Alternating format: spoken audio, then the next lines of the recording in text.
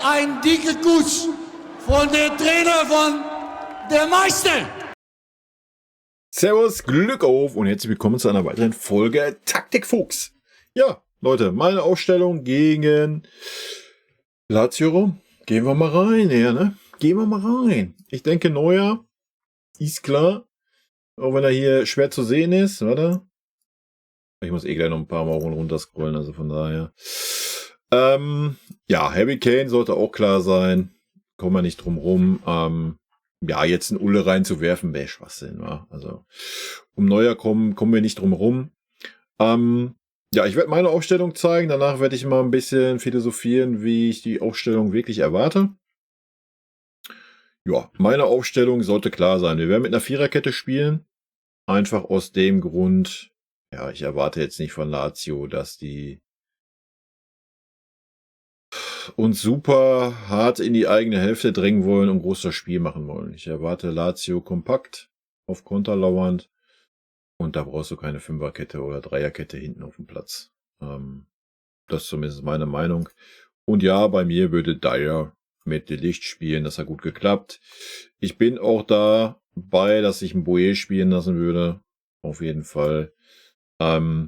Und wie ich gehört habe, spielt der Mazraoui auch in der Nationalmannschaft eher linker Verteidiger wie rechter Verteidiger. Von daher, er hat mir bisher ganz gut gefallen, seitdem er wieder da ist. Von daher würde ich ihn erstmal als linken Verteidiger aufstellen. Ja, als Alternative ist ein Guerrero hier, wenn irgendwie das nicht passen sollte.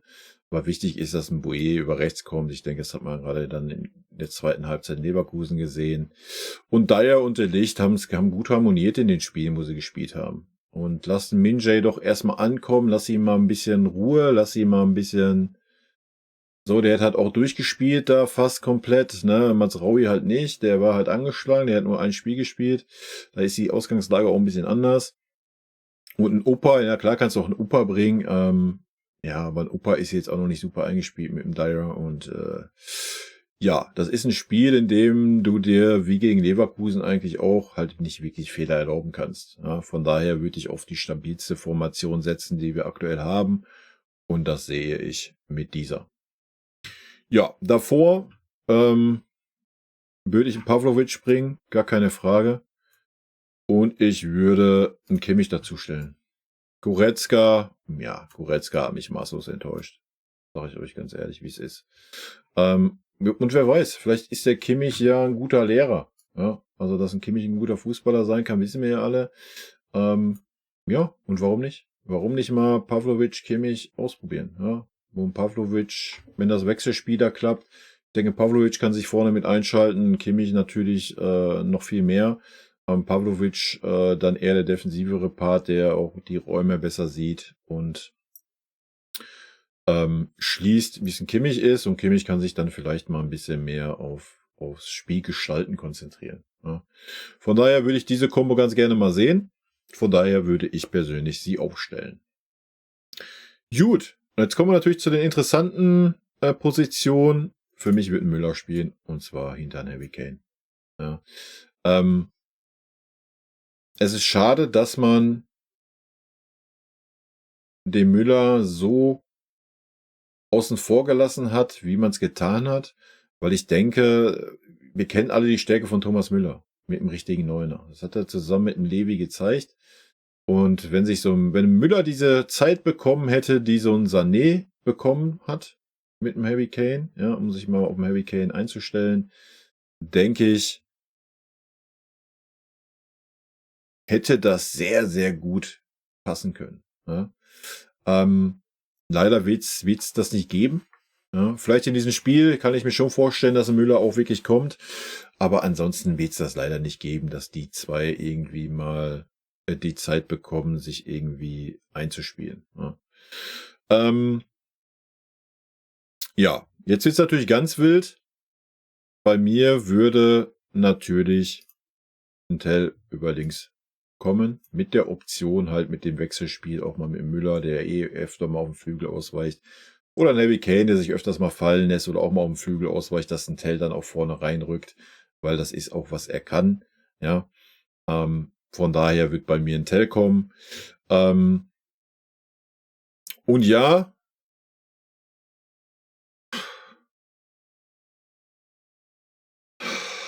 Ja, ich würde einen Sané aufstellen. Ja, wir haben einfach keine Alternative. Ja, wir haben Brian Zaragoza. Ich weiß gar nicht, ob der eher rechts oder links ist oder beides kann. Wäre für mich auch so die erste Option, ne? Wenn irgendwie, keine Ahnung, ein Tell oder ein Sané gar nicht fruchten sollte oder ein Sané wieder seinen Standard schlechten Fußball spielt, wäre nach 45 Minuten raus und ich würde einen Zaragoza reinwerfen. Fertig, dafür haben wir ihn geholt. Ja, man vermisst jetzt hier Musiala. Ganz ehrlich, der braucht einfach mal eine Denkpause. Ja, also der muss einfach mal wieder klarkommen im Kopf und nicht immer blind einfach reindribbeln. Also ich weiß nicht, wann Musiala das letzte Mal eine Chance kreiert hat und einen Mitspieler eingesetzt hat. Ich kann mich nicht dran erinnern. Also kann sein, dass in den letzten Spielen das mal passiert ist. Ich persönlich kann mich nicht dran erinnern. Also da leitet ja selbst ein Sané noch mehr Chancen ein. Ja, ja, von daher würde ich Sané den Vorzug geben. Ich sehe Musiala eh nicht so auf Außen. Ja, auch wenn er da gute Spiele gemacht hat. Aber gerade wenn wir mit der Viererkette spielen, sollte ein Außenspieler halt auch schon die Bahn halten und außen bleiben. Ja, und dann ist es schlecht, wenn du dann immer Musiala hast, der mehr in der Mitte ist, dann ist die Seite tot. So. Von daher wäre das meine Aufstellung. Klar, keine Ahnung. Müller ist in letzter Zeit ja auch oft eine Wundertüte. Aber ich denke, gegen Gladbach hat er gezeigt, wie wichtig Müller aktuell ist.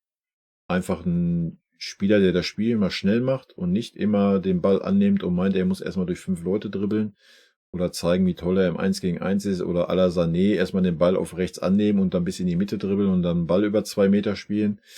Und ein Tell einfach, wir brauchen die Unbekümmertheit. Ja, wir brauchen die Unbekümmertheit vom Tell einfach mal und er muss endlich mal auch das Vertrauen spüren und endlich auch mal reinkommen, wenn die Leute, die vorher gespielt haben, nicht überzeugt haben. Und Musiala hat nicht überzeugt. Sané hat auch nicht überzeugt. Ja, können wir auch noch drüber streiten. Ich habe mich jetzt so ein bisschen beeinflussen lassen von dem, was ein Tuchel auf der PK erzählt hat zum Zaragoza. Dafür, ja, hätte ich da ein Training gesehen oder sonst was, könnte man das vielleicht besser beurteilen. Auch dann könnte man Sané noch eine Denkpause geben. Ja. Aber ein Sané war für mich auf jeden Fall ein Tacken auffälliger, wie es in Musiala war. Und von daher bekommt er die Chance, sich zu rehabilitieren von Musiala. Für mich. Das wäre meine Aufstellung. Klar, hier haben wir natürlich die Alternative. Goretzka. Ja, wir können noch ein paar Alternativen hier reinmachen, gar kein Problem. Ich weiß nicht, ob ein Zaragoza hier schon drin ist, aber ist er. Natürlich in der Innenverteidigung haben wir ja alle Alternativen, sind ja alle da gerade. Ist ja gar kein Problem. Auch da, wie es Tuchel sagte, muss der Mannschaft dann auch in der Lage sein, kurzfristig im Spiel zu reagieren. Und klar, du kannst natürlich auch jederzeit sagen, pass auf, Lazio steht so super tief und bekommt kaum Luft zum Atmen, hat kaum gefährliche Gegenstöße oder sowas. Da kannst du im Notfall ja auch immer noch sagen, jo, wir werden jetzt noch mehr über die Außen gehen, du stellst ihn auf eine Dreierkette um, ziehst beide Außenverteidiger ein vor, opferst dann nicht den Zehner, sondern opferst dann halt einen von den Sechsern, weil dann wirst du auch keine 2 Sechser brauchen, wenn du mit einer Fünferkette spielst und dann kannst du noch ein bisschen mehr Druck über Außen machen. So flexibel sollte man sein, ja. Genauso wie ich es auch immer sage, hier vorne muss ein Wechselspiel stattfinden, ja. Ich finde es super Banane, dass ein Sané die ganze Zeit auf der rechten Seite geklebt hat und Musiala die ganze Zeit auf der linken Seite. Also beide sollten in der Lage sein, mal für eine Viertelstunde die Seiten zu wechseln, ja, um einfach auch mal den Verteidiger, der gegen die spielt, oder auch wenn es 2 sind, einfach mal eine andere Aufgabe dazu bieten, ja. Und wenn die mitwechseln sollten, die Seite halt einfach für ein bisschen Verwirrung zu stiften, ja. Hier muss ein ständiges Wechselspiel stattfinden. Ich denke, Kane lässt sich oft genug fallen, dann kann Tell reinrücken, Müller nach außen, oder auch ein Müller kann mal reinrücken und so weiter und so fort. Das sollte gang und gäbe sein. Das sieht man bei uns halt gar nicht. Ja, absolut gar nicht. Also ganz wild. Ja, das wäre meine Aufstellung. Jetzt können wir mal ein bisschen philosophieren. Ich denke, De Ligt ist außen vor. Den werden wir nicht sehen. Es wird interessant sein, ob wir eine Fünferkette spielen werden oder eine Viererkette. Ich bin mir nicht sicher. Ich kann mir schon vorstellen, dass Tuchel jetzt so, weil alle Innenverteidiger da sind, er schon eine Fünferkette jetzt durchdrücken möchte, wovon ich jetzt auch gar nicht, was ich gar nicht schlecht reden möchte. Ja, ich kann uns schon sehr gut in der Fünferkette vorstellen, vor allen Dingen, wenn Fonsi dann wieder da ist, weil Fonsi dann mehr sich auch mal auf Offensivaufgaben konzentrieren kann. Ob ein Bouillet da der richtige Mann für ist, weiß ich nicht, werden wir sehen dann in der Fünferkette, kann ich mir aber auch vorstellen, ist auf jeden Fall eine Fightermaschine. Auch um Mazraoui kann ich mir schon vorstellen, wird man sehen, aber ansonsten kann man da auch mal offensiv dann was drehen. Ne? Du kannst dann auch mal anstatt einen Außenverteidiger, kannst dann einfach auch mal einen Schienenspieler bringen. Ja, gerade wenn du mit einer Fünferkette spielst. Allerdings fühle ich es nicht, wenn wir mit einer Fünferkette spielen, dazu noch 2 Sechser. Also das fühle ich persönlich nicht. Ja, wenn du jetzt sagst, ich verzichte dann auf Außenverteidiger und nehme da eher Schienenspieler, die wir aktuell nicht zur Verfügung haben, ja, aber wenn dem so sein sollte, ja, dann verstehe ich das, dann reden wir eher von einer Dreierkette mit 2 Sechsern davor, finde ich okay. Aber ansonsten, wenn wir von einer Fünferkette reden mit 2 hochgeschobenen Außenverteidigern, fühle ich das persönlich nicht, dass wir 2 Sechser brauchen. Ja, dann stellst du einen Sechser auf, meinetwegen ein Pavlovic als Sechser, ein Kimmich als ganz klaren Achter oder Zehner als Spielgestalter, kann er da mal zeigen und dann lässt du halt einen Müller und Musiala weg oder ziehst einen Müller mal nach rechts, was ein Müller auch spielen kann. Und dann kann der Kimmich mal zeigen, ob er das wirklich drauf hat, was er sich so vorgenommen hat. Zum Beispiel, oder du lässt einen Kimmich draußen und stellst trotzdem Müller oder Musiala auf die 10. Ja. Aber dann brauchst du meiner Meinung nach nicht noch 2 Sechser vor einer Fünferkette. Oder 2 Achter, wie ihr es nennen wollt. Wir werden natürlich keinen Tell sehen. Wir werden natürlich, mein Take ist, kein Pavlovic sehen. Ob wir einen Bouillet sehen werden, bin ich mir auch nicht sicher. Ja, vielleicht wird ein Tuchel Guerrero bringen und Mazraoui auf rechts. Wir werden natürlich einen Sané sehen, wir werden natürlich einen Kane sehen, wir werden natürlich einen Kimmich sehen. Goretzka weiß ich nicht. Vielleicht werden wir Pavlovic und Kimmich wirklich sehen. Könnte ich mir, mit einer kleinen Wahrscheinlichkeit sehe ich das schon, weil Goretzka wirklich schwach war. Und Tuchel jetzt auch nicht unbedingt ein Goretzka-Fan ist. Also von daher kann ich mir schon vorstellen, dass ein Pavlovic die Nase vielleicht ein bisschen vorm Leon hat. Allerdings hat er dann Pavlovic ausgewechselt und Leon draufgelassen, was wieder dagegen spricht. Von daher, wenn ich mich festlegen soll, welche 11 wir sehen, sehen wir Dyer, wir sehen Upper, wir sehen Minje in der Fünferkette mit einem Bouillet. Diesmal auf rechts. Mazraoui auf links. Wir sehen Kimmich.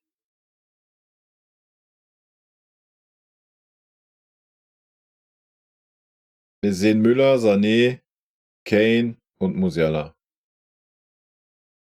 Ja, darauf lege ich mich jetzt fest.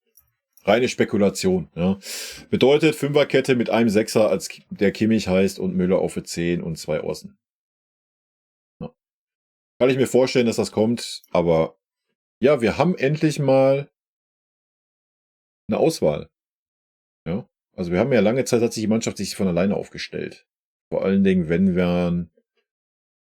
man weiß, dass Tuchel halt Spieler wie Tell, Pavlovic und so weiter komplett außen vor lässt, ja, und außen vor gelassen hat. Deswegen ist es alles drinne. Wir werden sehen, ob es eine Viererkette wird, eine Fünferkette, ob ein Pavlovic spielen darf. Wie gesagt, Tell ist utopisch, da müssen wir uns gar nicht drüber reden. Bin gespannt, ob Müller spielen darf. Ja, und Außenverteidiger haben wir halt auch mit dem Guerrero auch noch eine Option. Ja, es kann also auch sein, dass ein Bouillet draußen sitzt. Ich weiß jetzt nicht, was in Tuchel sein Köpfchen vorgeht. Ich kann mir aber schon vorstellen, dass er die Fünferkette jetzt etablieren will. Mit dem Dyer fühle ich das auch, ja. Dyer ist der Mann in der Mitte bei einer Fünferkette. Das macht er super. Da gibt's gar nichts dran zu deuteln. Genauso wie er es in der Viererkette organisiert, denke ich, kann er auch die Fünferkette organisieren. Aber dann reicht in meinen Augen halt wirklich ein Sechser. Der Sechser ist dann aber nicht Kimmich, ja, weil Kimmich kein Sechser ist. Punkt. Das wäre für mich dann Pavlovic, der gesetzt wäre als defensiver Sechser vor der Fünferkette. Fertig. Entweder den Kimmich dann einen vor, ja, dass er wirklich der Spielgestalter in der gegnerischen Hälfte ist. Warum nicht? Vielleicht kann er diese Rolle ausfüllen, vielleicht kann er diese Rolle sogar sehr gut ausfüllen. Das müsste man halt sehen. Ja, das wäre so mein Take. Gut, Leute. Haut mir wie immer gerne eure Gedanken rein hier, an welcher Aufstellung ihr bevorzugen würdet. 4er, 5er Kette. Und natürlich euren Tipp. Mein Tipp. Ich sage ein 3-1 für uns. Warum? Weil, wie es Tuchel auch schon sagte auf der PK, es ist ein neuer Wettbewerb und ist der einzige Wettbewerb, der den Spielern noch irgendwo die Möglichkeit gibt, etwas zu gewinnen. Und ich denke, ein Harry Kane wird super heiß sein, Dyer sowieso. Die beiden brennen. Ein Boyer, wenn er denn spielen darf, wird auch brennen. Ja, der will auch was gewinnen. Pavlovic sowieso. Ich denke, das wird einen Ruck geben. Auch gerade eine Reaktion auf das Leverkusen-Spiel kann ich mir schon vorstellen. Von daher gehe ich vom 3-1 aus. Ob es ein schönes Spiel wird, ist eine andere Frage. Ich denke aber schon, es hängt von der Aufstellung ab. So, wenn Müller spielen darf, denke ich, ist das schon ein Faktor. Vor allen Dingen, wenn er auf der 10 spielen darf. Wir werden es sehen. Das ist meine Aufstellung, mein Tipp, 3-1 für uns. Jetzt seid ihr gefragt, haut's mir gerne in die Kommentare. Rot-weiße Grüße gehen raus. Ich wünsche uns allen ein gutes Spiel morgen. Ein überzeugendes Spiel, dass der Tuchel dann auch mal ein bisschen fester im Sattel sitzt. Ich weiß, ihr wollt alle, dass wir morgen verlieren und der Tuchel rausfliegt. Ich bin nicht der Typ, der die Champions League oder ein Spiel opfern würde, damit ein Trainer fliegt. Das fühle ich nicht. Ja. Also ich freue mich, wenn wir morgen gewinnen, wenn wir ein gutes Ergebnis erzielen. Und nochmal, es haben schon andere Mannschaften mit diesem destruktiven Fußball die Champions League gewonnen. Also nichts ist unmöglich. Wirklich dran glauben kann man gerade nicht. Da müssen wir uns ja alle nichts vormachen. Ja. Dafür sind unsere Leistungen zu schlecht. Aber vielleicht gibt es einen Schub in der Champions League. Wir werden es sehen. Lassen wir uns einfach überraschen. In diesem Sinne, euch ein gutes Spiel. Rot-weiße Grüße. Haut rein. Bis dann. Tschüssi. Vielen lieben Dank, dass ihr euch das Video bis zum Ende angeschaut habt. Vielen lieben Dank für euren Support. Wie immer, lasst gerne einen Daumen da. Ich freue mich auch über jeden Kommentar, der geschrieben wird. Und in diesem Sinne nochmal rot-weiße Grüße gehen raus. Und jetzt zum Abschied noch ein paar nette O-Töne von unseren vergangenen Trainern. Ein dicker Kuss von der Trainer von der Meister. Was das Allerwichtigste ist, weil wir wissen, dass er ein guter Kerl ist. Wir sind schockverliebt in meine Mannschaft. Also ich fand, das hat Spaß gemacht zu coachen. Ein Trainer ist ein Idiot. Ein Trainer sehe, was passiert im Platz. Dahin bist du eher Trainer und wenn du viele Spiele hast, bist du mehr Coach als Trainer und ich bin schon lieber Trainer als Coach. Geiler Satz. Magic.